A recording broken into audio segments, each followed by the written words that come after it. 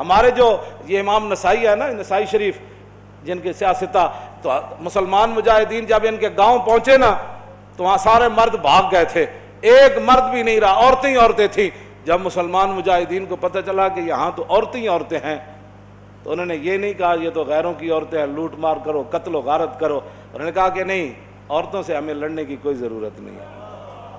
وہ اس گاؤں کو چھوڑ کر واپس آ گئے، کہا کہ یہاں تو عورتیں ہی عورتیں ہیں اور تم کیا کر رہے ہو؟ یہ ہے مسلمانوں کا کردار۔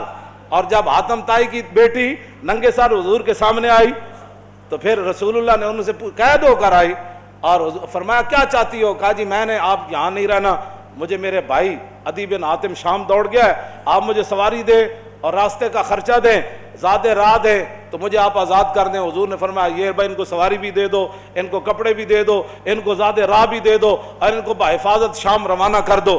جب وہ شام پہنچی نا، عدی بن حاتم، حاتم طائی کے بیٹا، ان کا بھائی نے کہا تھا میں نے حضور کا کلمہ نہیں پڑھنا، جو مرضی ہو جائے۔ جب وہ بہن بھائی کے پاس پہنچی تو پہنچنے کے بعد اس نے پوچھا تو کہاں سے آ رہی ہے؟ انہوں نے کہا میں تو رسول اللہ کے دربار سے آ رہی ہوں۔ انہوں نے کہا پھر کیا ہوا؟ انہوں نے کہا میں تو قید ہو گئی تھی۔ انہوں نے کہا پھر تجھے قتل نہیں؟ انہوں نے کہا قتل کی بات کرتا ہے تو قتل کی بات ہے؟ انہوں نے کہا تو نے کیسا ان کو پایا؟ انہوں نے کہا بھائی جان ایتھے سمجھ آنے والی گل نہیں۔ انہوں نے کہا میں تے نہیں مننا۔ انہوں نے کہا جلا ہویا ایک بار جا تے صحیح، تو ویکھ تے صحیح، تو آیا نہ درتے کیوں بد نصیبہ، ہزاروں رنگاں وچ رنگیں دے محمد۔ بہن دے کہن ہوتے عدی بن حاتم کہنے میں تو تیز سواری رکھی ہوئی سی، میں تو نس آیا، میں حضور دا کلمہ نہیں پڑھنا۔ بہن کہنے لگی ایک باری جا تے صحیح، اے دسن والی گل کوئی نہیں، ایک باری تو جا کے چہرہ انور ویکھ تے صحیح، خلق عظیم ویکھ تے صحیح، انہاں دی اخلاق تے عادات ویکھ تے صحیح جلیا۔ وہ کہندے میں اتھوں نسدا آیا، نسدیاں پھر میں جدو آیا تو مینوں پتہ چلیا حضور مسجد نبوی شریف وچ تشریف فرماون۔ کہندے میں جدو جا کے حاضر ہویا تو حضور اٹھ کھڑے ہوئے میرے واسطے۔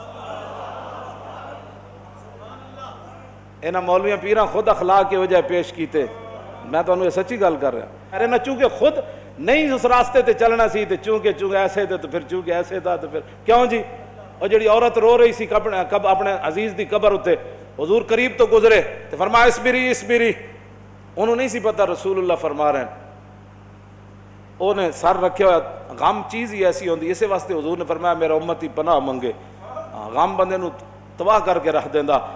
انہیں کہا مینوں کہنے والے اسبری، جے تینوں یہ مصیبت پہنچی ہوندی تو تم مینوں نہ کہندا ہے گا۔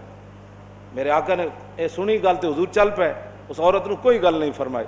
اس سے یہ بھی پتہ چلتا ہے کہ جب آدمی اگلا اس حالت میں ہو تو اس کو تبلیغ نہیں کرنی چاہیے، بس جو بات کر دی وہ کر دی، بات ختم ہو گئی۔ زبردستی کسی نو ڈھا کے منانا ہے، لبیک دا نعرہ جنوں سمجھ نہیں آیا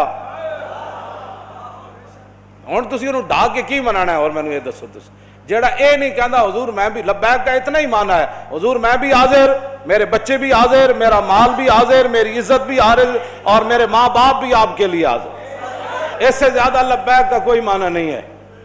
اور تاجدار ختم نبوت کے نعرے کا اس سے زیادہ کوئی معنی نہیں کہ ساری دنیا طے و بالا ہو جائے لیکن حضور کی ختم نبوت پر پیرا ہر صورت میں ہوگا، بس اس سے زیادہ تاجدار ختم نبوت کا ہاں جی اس سے زیادہ لوگ ان کو سیاسی نعرہ بنائے پھرتے ہیں، پیڑا اور تے پھکیاں اور امت اس نعرے پر کھڑی ہو گئی اور وہ نیچے اختلافات تھے امت ان کو بلا گئی، انہوں نے کہا بس بھائی لبیک۔ مسجد نبی شریف میں عرب بھی کہتے ہیں لبیک یا رسول، ہم عربی ہیں لیکن یہ نعرہ تو ہاں جی مصری بھی کہتے ہیں لبیک یا رسول۔ پورا عالم اسلام نہیں پوری دنیا کہہ رہی ہے اس وقت لبیک یا رسول اللہ، ہاں لبیک یا رسول اللہ۔ تو اس سے بڑا اللہ کا کیا کرم ہو سکتا ہے کہ امت اختلافات کو بھلا کر حضور کی غلامی کے لیے جمع ہو گئی۔ اور اقبال کہتا تھا میں کہتا تھا اقبال کی یہ خواب کب پورا ہوگا کہ اقبال کہتا تھا زان کے ملت را حیات از عشق اوست اور برگ و ساز کائنات از عشق اوست۔ اقبال کہتا تھا کہ ملت کی حیات، ملت کی ترقی، ملت کا عروج اور پوری دنیا پر اسلام کے غلبے کی ایک ہی وجہ ہے کہ امت حضور سے پیار کرے، حضور سے عشق کرے۔ تو میں کہتا یہ کیسے ہوگا؟ لیکن رب ہے جو چاہے کرے۔ یہ نہیں پتا تھا کہ ممتاز قادری نے جو تختہ دار پر لبیک کہا تھا اس نعرے کی برکت سے پوری امت ایسے کھڑی ہو جائے گی۔ ہاں جی بات اتنی ہے کہ او عورت نے حضور نال گل کی تھی کہ مجھے بہت مصیبت پہنچی ہے، اس کو تو پتہ نہیں تھا یہ رسول اللہ ہے، اور غم کتنی عجیب چیز ہے کہ وہ حضور کی آواز کو بھی نہ پہچان سکا۔ اللہم انی اعوذ بک من الغم والحزن، حضور کی اپنی دعائے مبارکہ ہے کہ میرا امتی کہ میں پناہ مانگتا ہوں غم اور حزن سے۔ ہاں جی، یہ بڑی ڈاڈی شے ہے۔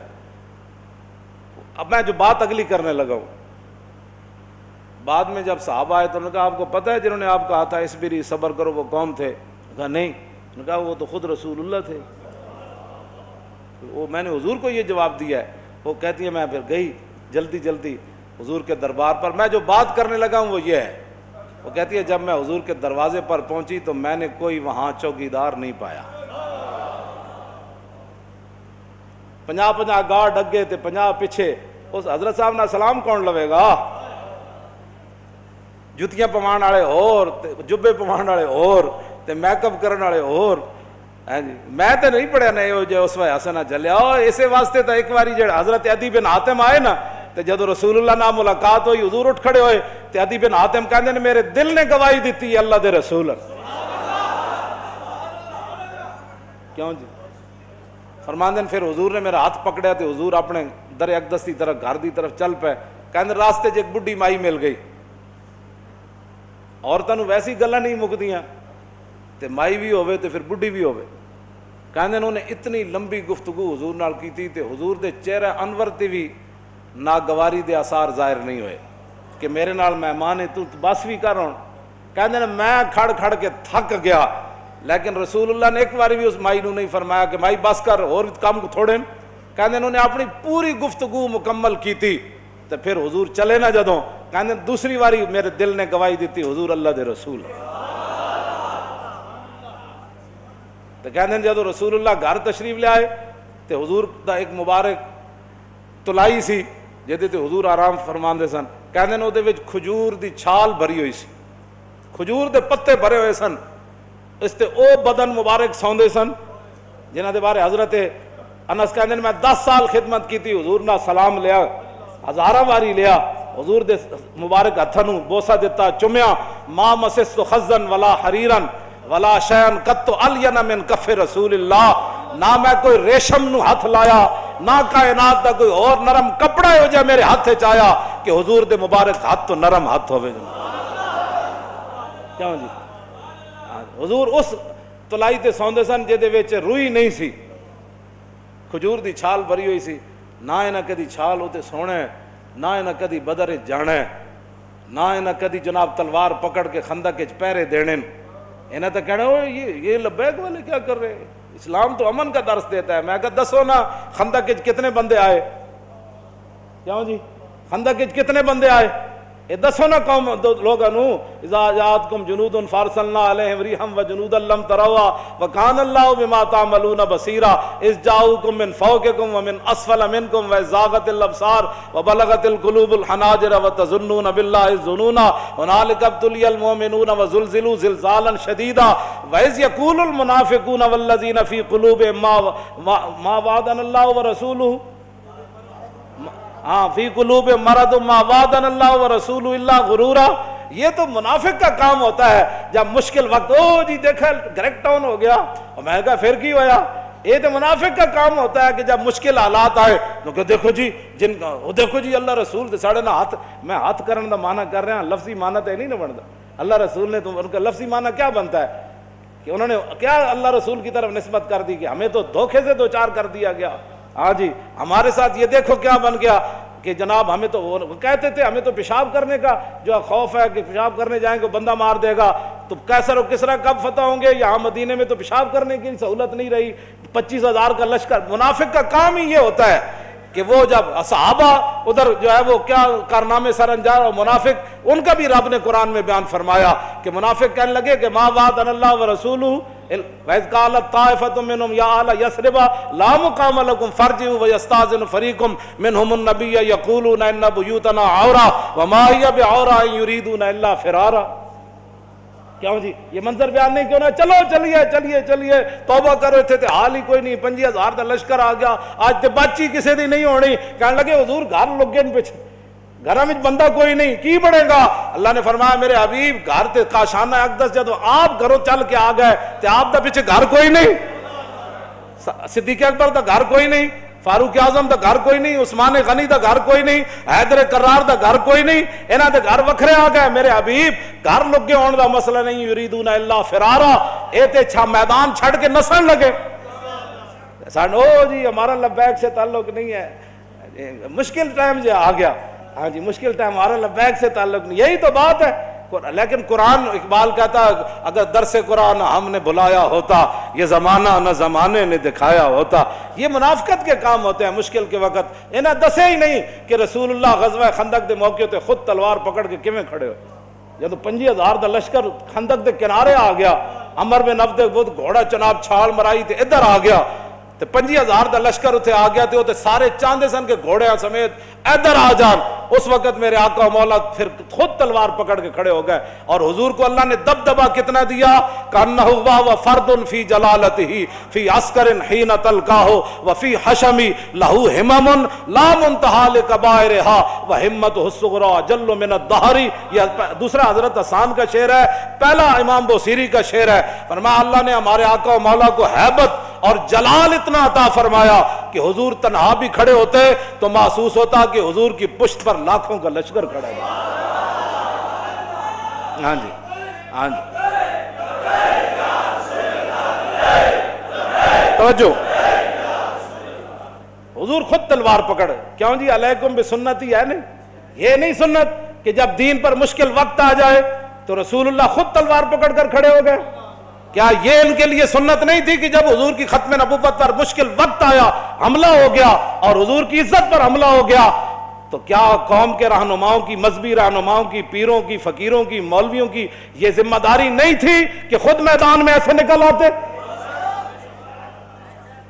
یہ ہے نا علیکم بسنتی و سنت الخلفاء. کیوں جی الراشدین, اور سنت خلفاء کیا ہے؟ یہ تو حضور کا اپنا اس طریقہ مبارکہ ہے نا. سنت خلفاء کیا ہے کہ جب جنگ یمامہ میں مسلمہ آیا تو افضل الخلق بعد الرسل, آپ نے فرمایا بدری ہوئے یا غیر بدری ہوئے, بڑھا ہوئے یا جوان ہوئے, اکھاڑا صحابی ہوئے یا نابینا ہوئے, ہاتھ سلامت ہومن یا کٹے ہومن, سارے یمامہ پہنچو. خلفاء دی بھی یہی سنت ہے. جب ختم نبوت کا مسئلہ آیا تو پھر سیدنا صدیق اکبر خود بھی تلوار پکڑ کے چل پے, لشکر تے روانہ کیتے نا, ہاں جی خود بھی چلن لگے. حضرت مولا کائنات علی مرتضیٰ نے روکیا, فرمایا ابو بکر جو آپ کو کچھ نقصان ہو گیا تو ہمارا کیا بنے گا.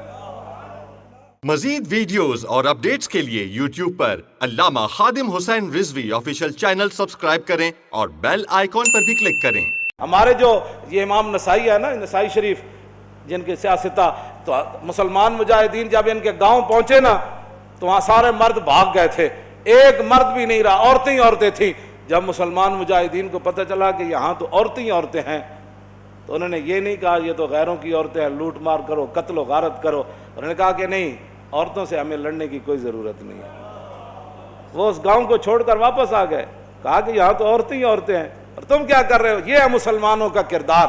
اور جب حاتم طائی کی بیٹی ننگے سر حضور کے سامنے آئی تو پھر رسول اللہ نے ان سے قید ہو کر آئی اور فرمایا کیا چاہتی ہو. کہا جی میں نے, آپ یہاں نہیں رہنا, مجھے میرے بھائی عدی بن حاتم شام دوڑ گیا ہے, آپ مجھے سواری دیں اور راستے کا خرچہ دیں, زیادہ راہ دیں تو مجھے آپ آزاد کر دیں. حضور نے فرمایا یہ بھائی ان کو سواری بھی دے دو, ان کو کپڑے بھی دے دو, ان کو زیادہ راہ بھی دے دو اور ان کو بحفاظت شام روانہ کر دو. جب وہ شام پہنچی نا, عدی بن حاتم, حاتم طائی کے بیٹا, ان کا بھائی نے کہا تھا میں نے حضور کا کلمہ نہیں پڑھنا, جو مرضی ہو جائے. جب وہ بہن بھائی کے پاس پہنچی تو پہنچنے کے بعد اس نے پوچھا تو کہاں سے آ رہی ہے؟ انہوں نے کہا میں تو رسول اللہ کے دربار سے آ رہی ہوں. انہوں نے کہا پھر کیا ہوا؟ انہوں نے کہا میں تو قید ہو گئی تھی. انہوں نے کہا پھر تجھے قتل نہیں؟ انہوں نے کہا قتل کی بات کرتا ہے تو قتل کی بات. انہوں نے کہا تو نے کیسا ان کو پایا؟ انہوں نے کہا بھائی جان ایتھے سمجھ آنے والی گل نہیں. انہوں نے کہا میں تے نہیں مننا. انہوں نے کہا جلا ہویا ایک بار جا تے صحیح, تو ویکھ تے صحیح, تو آیا نہ در تے کیوں بد نصیبہ ہزارہ رضا میں رنگیں دے محمد. بہن دے کہن ہوتے عدی بن حاتم کہنے میں تو تیز سواری رکھی ہوئی سی, میں تو نس آیا, میں حضور دا کلمہ نہیں پڑھنا. بہن کہنے لگی ایک باری جا تے صحیح. یہ دسن والی گل کوئی نہیں. ایک باری تو جا کے چہرہ انور ویکھ تے صحیح, خلق عظیم ویکھ تے صحیح, انہاں دی اخلاق تے عادات ویکھ تے صحیح. جلیا وہ کہندے میں اتھوں نسدا آیا, نسدیاں پھر میں جدو آیا تے مینوں